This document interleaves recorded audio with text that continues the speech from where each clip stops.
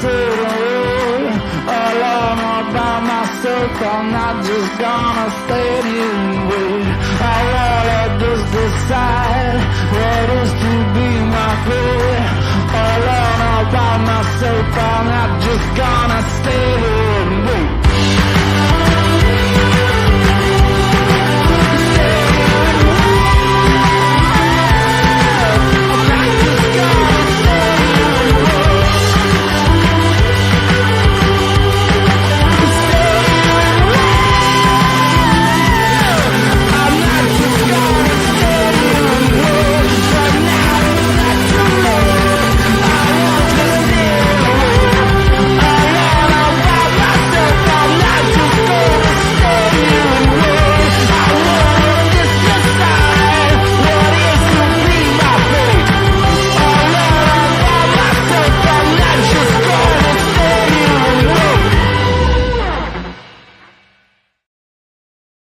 Good morning, everybody. I'm Jim Finch. I'll be your host tonight for the June 4th, 2004 edition of Really Cool Newscast.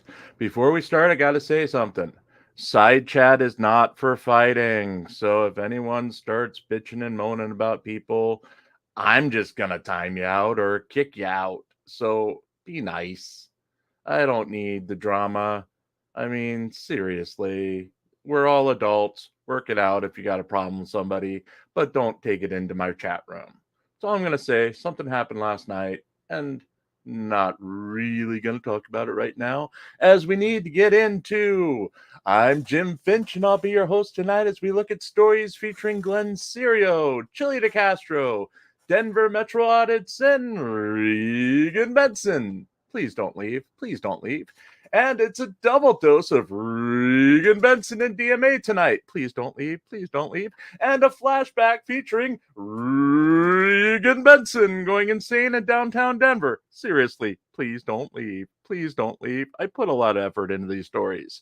It's a beautiful day here in north central Pennsylvania, and the smell of tourists will soon be in the air as the Little League World Series will be darkening our door, or coming to town next month.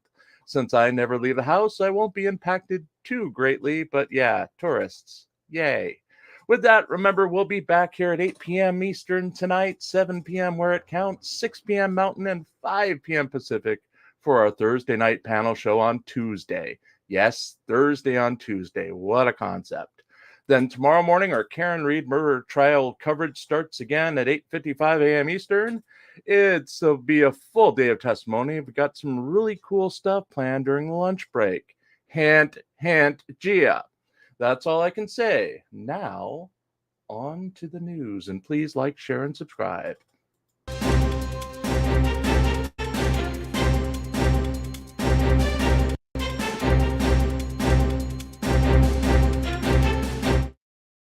No winners in Monday GoFundMe war. There are days when it's disappointing to be right. We had goose eggs again, as we predicted yesterday, so the headlines again is simply no winners for Monday's GoFundMe war. It's simple. If you're not going to tell people about your product, they're not going to go looking for that product. The same goes for your campaign to raise money. It's not some old baseball movie. If you build it, you have to tell people about it, or they will not come. We're just as guilty of it. Almost every other day we forget to include the little passage about our GoFundMe campaign and fail to take our own advice. That results in days going by without mentioning it, and days going by without receiving a donation. It's easy to forget and it's easy to ignore, but the fact is it's happening so often, it doesn't help our case. Just like it doesn't help any of the auditors involved in the campaigns we follow when they get out of the habit of asking for help. Jose Chili DeCastro almost got it on Monday. His latest jail cell phone call / whine about doing hard time in a medium minimum area actually showed the name of one of his campaigns clearly, but again failed to provide a URL or make a direct pitch to his followers that he's in dire need of help. Christopher, Denver Metro Audits Cordova, was another one who had a ton of screen time last night, going live with partner in auditing Regan Benson, but didn't take the opportunity to promote his URL or his products, or even his channel as he ranted and raved and sucked the life out of the room during his speech in Inglewood, Colorado. Life is about opportunity. You only get so many times to get eyes on you. Even the self-proclaimed best auditors in the world need to remember that if they want to dig themselves out of the deep financial holes they find themselves in. That said, if you'd like to contribute to our own funding, we do have a GoFundMe of our own located in the scroll below. All proceeds go to keeping the lights on, eating, and writing new stories to feature here and on ReallyCoolSite.org.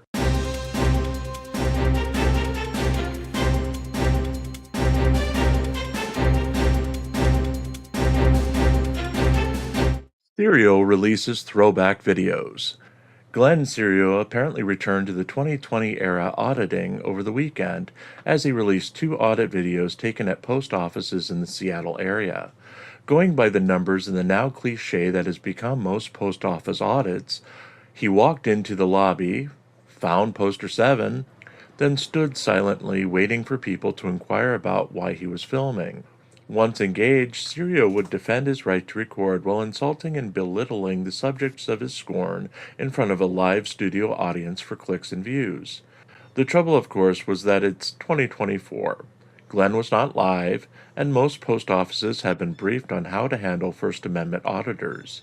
He was asked not to block the doorway in both post offices he audited, but otherwise was left alone by both patrons and workers, as the outrage of public filming has otherwise worn off. While there were a few takers who engaged negatively with Serial, the majority of those interactions briefly appeared on camera before leaving without incident. Only one was extended as a blonde woman couldn't find her keys and returned to the building to look for them. Serial brought up that the woman was menopausal, and even that didn't result in extended engagement. She simply rolled her eyes at him and walked outside to her car while negatively engaging, but not lingering enough to make a dramatic difference in his otherwise boring video. For someone who used to be the scorn of the anti-auditing world in a pre-De Castro era, Serial's outdated approach and lack of real effort to engage left his viewers bored, as he clearly hasn't adapted to the modern world. It'll be interesting to see what he does next to adapt, or if he'll be left as a relic in a world that has clearly passed him by.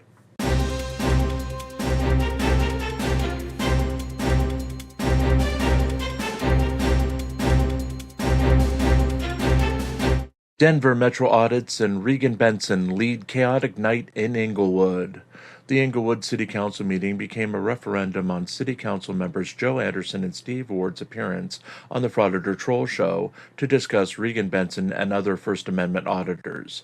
Anderson and Ward appeared on Frauditor Troll Show last month, making it clear that the men were there outside of their official capacities and their viewpoints were reflected of their personal views and not that of the Inglewood City Council. Claiming that Anderson and Ward had appeared on a show run by a godless communist and Canadian and should be removed from their positions for unprofessionally using their First Amendment rights to share their thoughts on Benson and Christopher Denver Metro Audit's Cordova.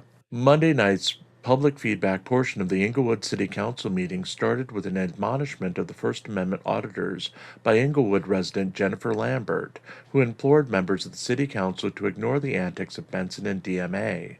She warned that any response only gave them relevance, and while she agreed that the City Council members were expressing their First Amendment rights by going on the Frauditor Troll Show, it only gave power to Benson and DMA in order to rile up their supporters. She warned that Benson and her associates' actions would only get worse as they were ignored until they ultimately gave up and went away. True to her words, Lambert's comments were followed by an over-the-top speech by Regan Benson. The First Amendment auditor and activist read a letter she claimed to have received that exposed her Social Security number and had hurled racist insults towards Cordova, apparently sent to her since she's come forward to speak about the tyrannical actions of the Denver area city governments. Benson claimed that Anderson and Ward advocated violence against women while on the show and that Frauditor Troll hired someone to stalk her last year before ending her comments. Christopher Cordova followed Benson and started with a bizarre complaint about the use of timers during public speeches. He claimed that both he and Benson lost 4 seconds of their allotted 5 minutes of speaking time due to the misuse of the timer by whomever controlled it on the city council. He went on to blast Lambert's comments, insult Lambert, and called her and Councilman Joe Anderson narcissists. Cordova would then single out Anderson, a pastor at a local church, for having a dark energy and a low vibration soul, who disguised himself as a pastor in order to spread his evil. Supporting Benson and Cordova were speakers Kevin Wright and Kathy Naughton in individual speeches during the non-scheduled portion of the public feedback session. Wright claimed that he filed a complaint against Anderson and Ward with the local ACLU chapter and would soon be taking legal action against them for disparaging Benson and Cordova. Naughton said they shouldn't have appeared on the Frauditor Troll show and reminded the men that they had a choice to ignore Benson's outrageous behavior by saying nothing at all. Speaking against Benson and Cordova's accusations were Mika Haynes and Tim Nichols. Haynes said she felt that too much time was being spent at the city council meetings addressing the clown show of out-of-town First Amendment auditors only there to cause a spectacle. Nichols agreed that the out-of-towners were only there to disrupt and warned the men not to become part of the clown show. He asked the city council to abide by their charter and limit comments at the meetings to residents of Inglewood and Inglewood business owners. During the public comments, Benson live-streamed the proceedings and actively insulted and degraded those speaking to those assembled in her YouTube side chat. Councilmember Ward himself addressed the controversy as he was the designated responder to the public comments Monday night. Ward said that he could see why people were disappointed in him for his appearance on the Frauditor Troll show. He asked to set up a meeting with Gary Kozak, a frequent critic of the council, to have coffee and discuss their issues. He also said that while he's sorry that his actions caused fractures within the community, he would probably do it again if he had the opportunity to redo the past. Addressing Wright's threats, he encouraged Wright to carry through with his actions, as he would love to see if his First Amendment rights could be found to have damaged another's First Amendment rights. Councilmember Anderson followed Ward's remarks by stating that he stood behind his appearance on the Frauditor Troll show. He claimed he would not give in to the outside forces who frequently visited the city and abused members of city government with their outrageous behavior. While admitting that an appearance on PBS would have looked better than appearing on the Frauditor Troll show, Anderson said that he was offered the Frauditor Troll show appearance, and he took it and did not regret expressing his feelings on the show. After the public speaking portion concluded, it was announced that an executive session would be held on June 17, 2024, to discuss increased security measures that the City Council has to put in place following an unspecified incident involving outside parties. Benson responded to the announcement by stating that the meeting would be held in secret to come up with a plan to carry out acts of police violence against her and other First Amendment auditors in Inglewood.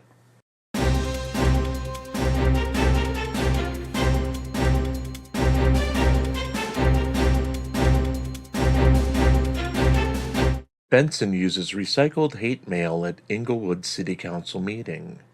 YouTuber and activist Regan Benson used an old piece of hate mail as her example of threats she's received since speaking out against the so-called tyranny she's faced since expressing her opinions over corruption she's seen in the Denver area. The letter contained hate speech and racial remarks directed at both Benson and sidekick Christopher Denver Metro Audits Cordova, exposed Benson's social security number, and gave the impression that a threat on her life was imminent. Benson followed up her dramatic reading of the letter at the biweekly Inglewood City Council meeting by explaining that her personal information had been leaked last year and now had been leaked again. This time, the information was allegedly linked by a defendant in one of her federal lawsuits, and she complained loudly as she needed to renew the LifeLock Information Protection Service to protect her personal information for another year. Benson also dramatized the threat she was under, supposedly based on the threat from the letter, in her speech to the city council. She claimed, with no offer of proof, that the Inglewood Police Department would soon be using violence to chill her free speech as they did not like her viewpoints. After she finished speaking, she would eventually leave the meeting room and enter the lobby, where she accused 3 Inglewood police officers of being mindless thugs who would not hesitate to put a bullet between her eyes if ordered to do so by Inglewood Police Chief Sam Watson. Again, Benson's display of fear and over-the-top reaction was supposedly based on the letter she received, threatening her with death. The problem, of course, was that the letter was not new. It's been featured before in a supposed threat to Benson. Back in January of 2023, Benson accused the supporters of Kate Peter for sending the letter containing the threat and the exposure of her social security number. Benson left the reference to the Masshole Troll Mafia in as she read the letter, tipping everyone who had followed Benson for some time that she had recycled the threat to her and her family in her address to the city council. With Benson threatening lawsuits against the Inglewood City Council, it's unclear why she would accuse them of being involved in a clearly old threat to her family. It continued a pattern of outrageous behavior on her part, but clearly could be dispelled if she uses it as evidence in court.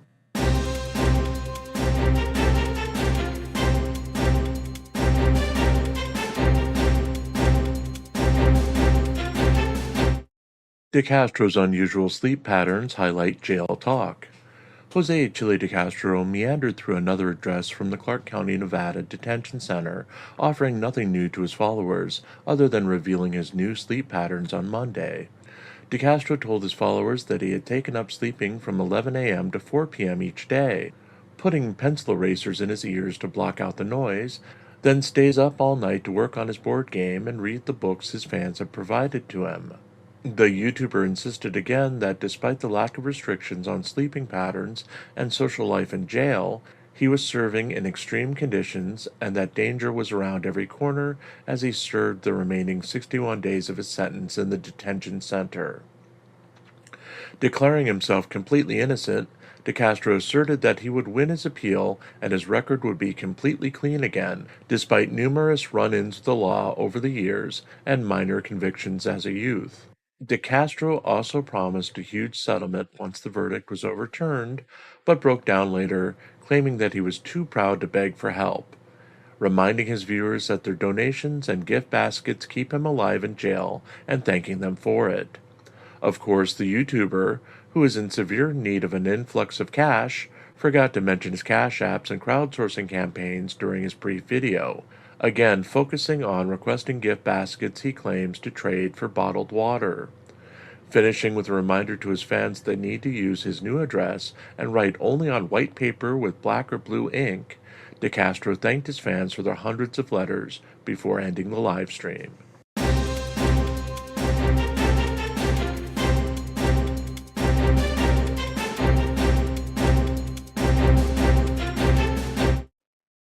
Flashback, June 4th, 2023. Regan Benson rage quits in Denver.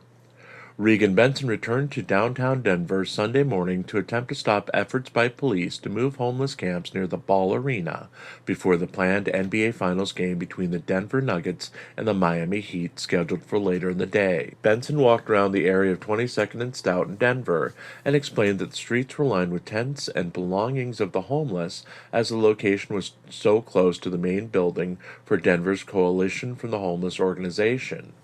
Even though the city used fencing, large rocks, and planters to discourage the homeless from making shelters on the sidewalks in the area, dozens of tents and makeshift structures could be seen in the area as Benson walked with an unidentified older gentleman and talked about police efforts to clear the street.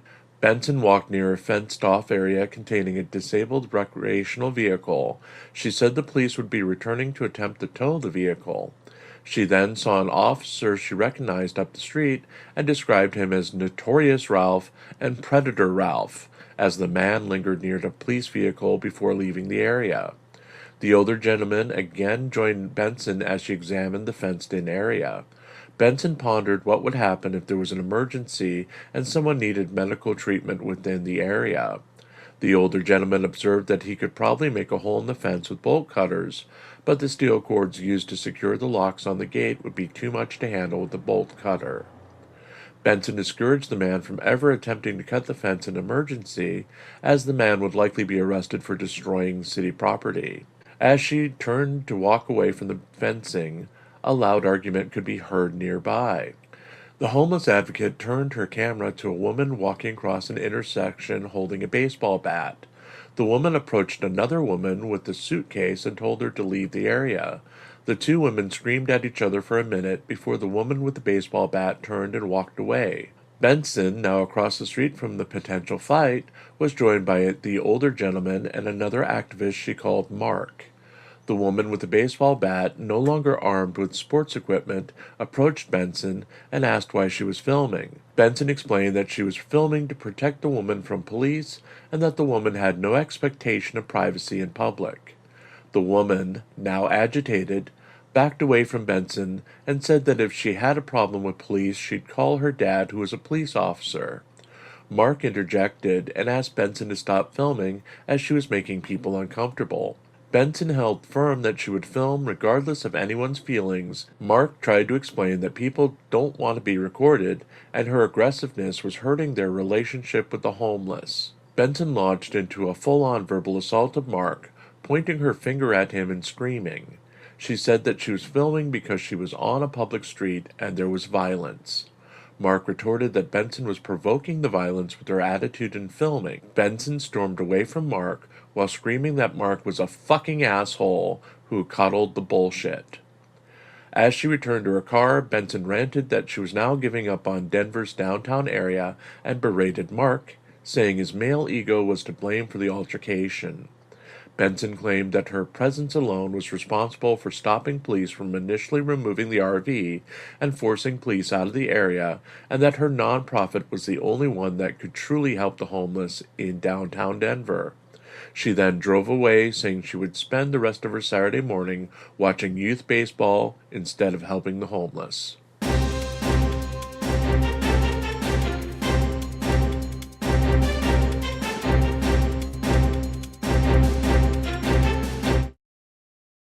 Well, how about dem apples? Regan Benson is a special something, ain't she, folks? I promise that tomorrow will be less Reagan and more, I'm not sure, because, I only have a couple articles. Chili's probably not going to put anything out. And I never sleep, so I'll find it in the overnight. Booyah! But seriously, folks, remember, we'll be back at 8 p.m. Eastern, 7 p.m. where it counts, 6 p.m. Mountain, and 5 p.m. Pacific for our Thursday panel show on Tuesday tonight. Then tomorrow morning, our Karen Reed murder trial coverage begins at 8:55 a.m. Eastern. There may or may not be a post-credit scene with a very special message about tomorrow morning's broadcast. It's up to you to stay or go. With that, have a great evening, folks, and I will see you in 90 minutes or so.